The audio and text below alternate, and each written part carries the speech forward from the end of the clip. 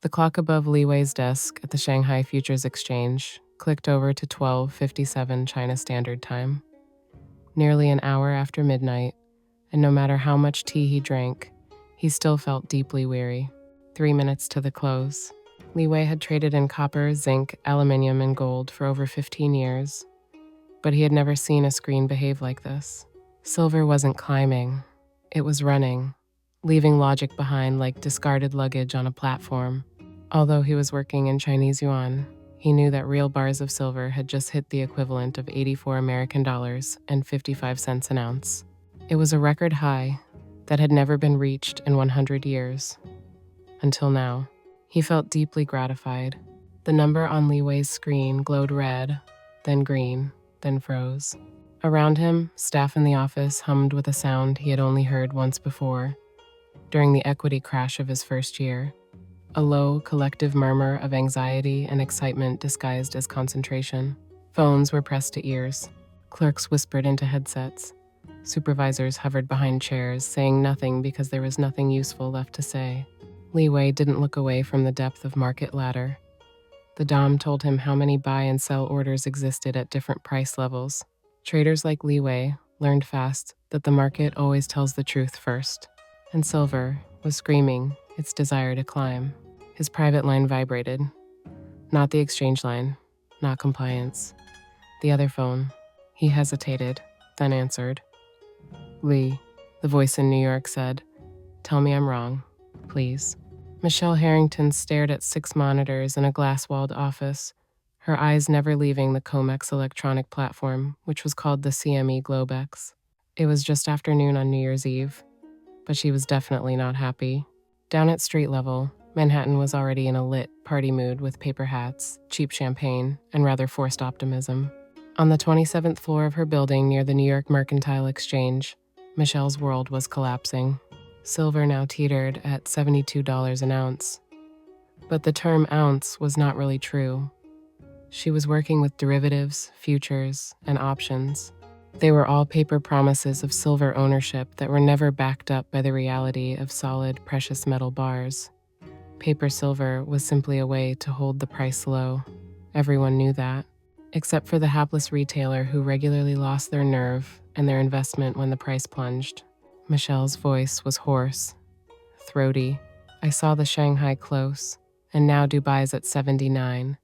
Physical desks won't quote me at all, and delivery notices just went vertical. We don't have any silver to give them. Li Wei closed his eyes for half a second. How many calls for delivery? Michelle glanced at a document on her screen. 1,847 contracts standing. That's 9.2 million ounces. Li Wei exhaled slowly. You must have seen this coming. Our government gave you lots of warning. No more exports of silver after January 1st. Michelle leaned back, rubbing her aching forehead. But no one saw the premium rise coming at your end. We can't borrow anymore. It's too expensive. And we can't buy bars and send them to Shanghai. There are none to be had. There was silence for a moment. Li Wei knew the implications. He said, "So you'll default. Pity."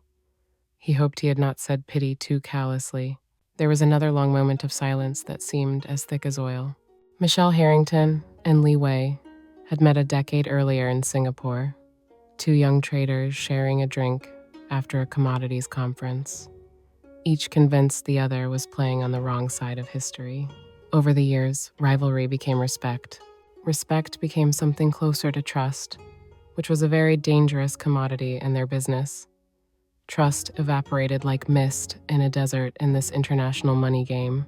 Finally, Michelle said, "While we are drowning, we can see your inventory is being drained." Li Wei was calm and factual. "Yes, our national businesses want to ensure they have sufficient silver for their operations, and there are other..." He stuttered because he knew he was veering into perilous territory. "And there are other entities that withdrew 43 tons today. That makes it 84 tons in 2 days." Michelle knew the word entities referred to the Chinese government in one or more of its many forms.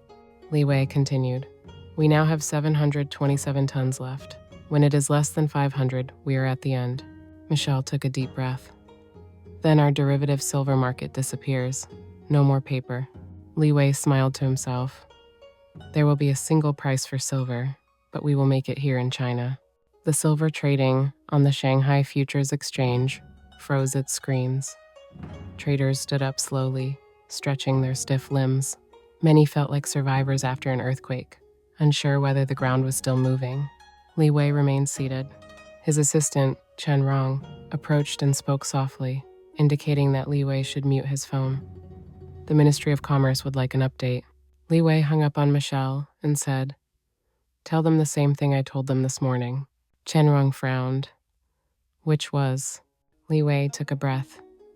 That the market solved the problem before their policy did. Chen Rong didn't ask him to explain. He didn't need to. In New York, Michelle Harrington sagged into her chair. At 3:30 that afternoon, her risk manager pushed into her office and closed the door. He said, "The Fed just injected another $2.8 billion.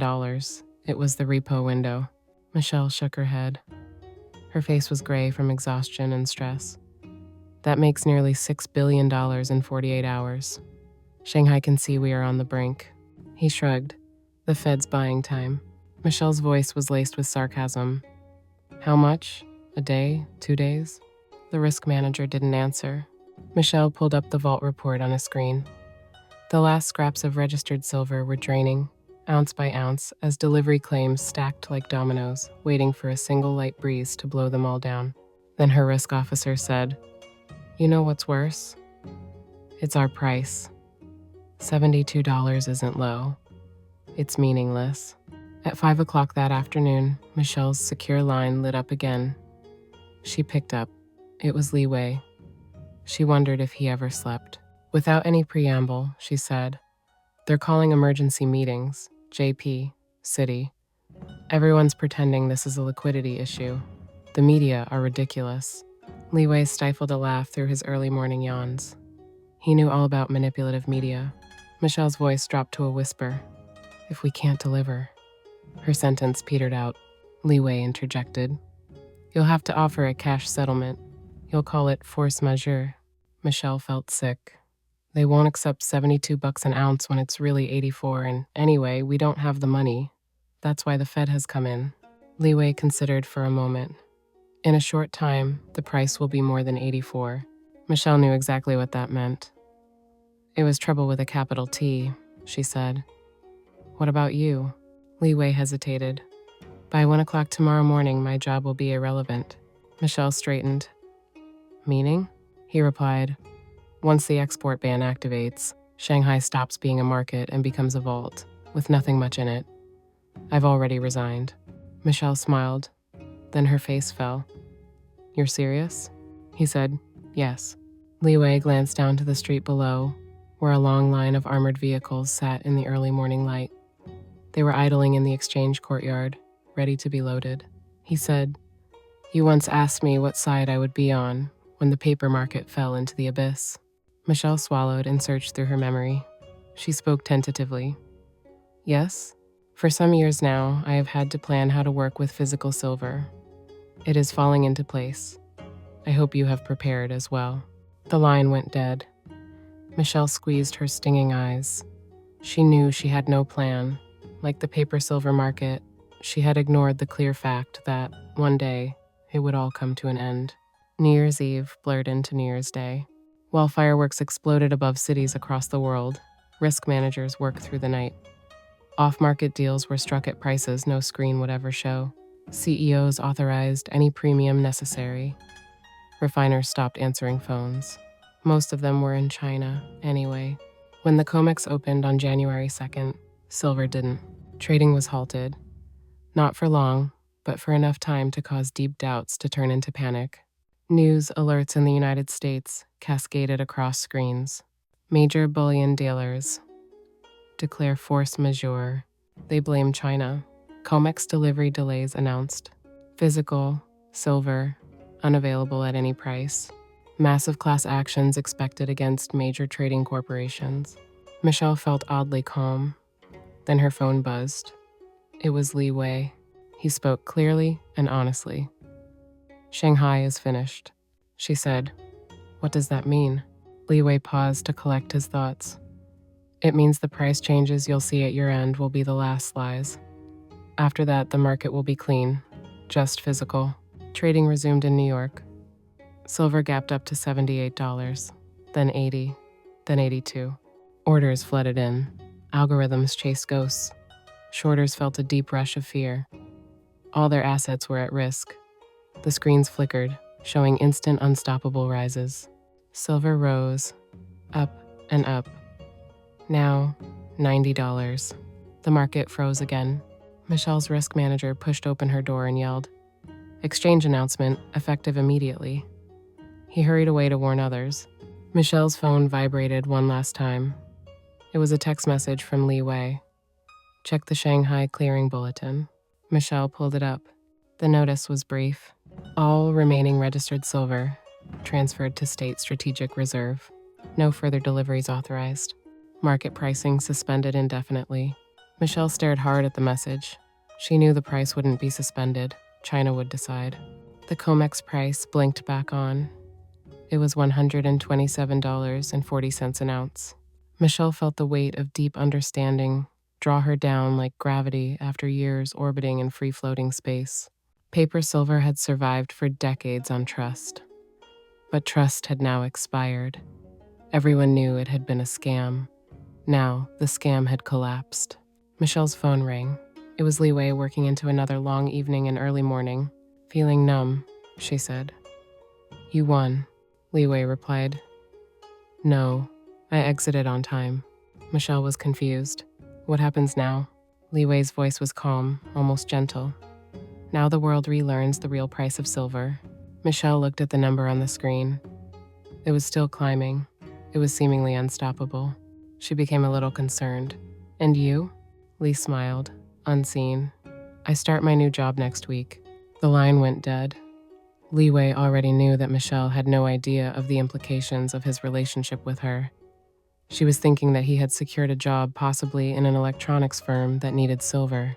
Above Times Square, the ball dropped, as usual, to welcome the new year of 2026. Fireworks lit the sky above Central Park, but it all came too late to celebrate a world that had already changed. 3 weeks later, Michelle was packing up her desk and wondering where she would find work in a failing market. At the same time, the Chinese Communist Party Central Committee announced that Li Wei had been appointed as the key decision-maker for strategic minerals.